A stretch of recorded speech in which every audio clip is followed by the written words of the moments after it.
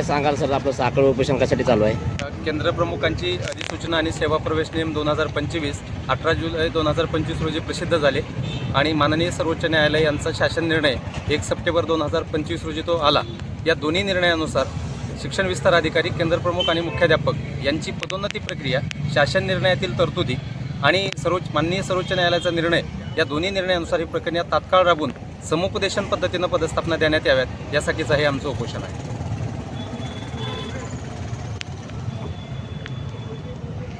आता आपण उपोषणाला बसल्याच्या नंतर आपल्या जिल्हा परिषदेचे शिवसाहेब आहेत त्यांच्याशी काय आपलं बोलणं झालेलं आहे का?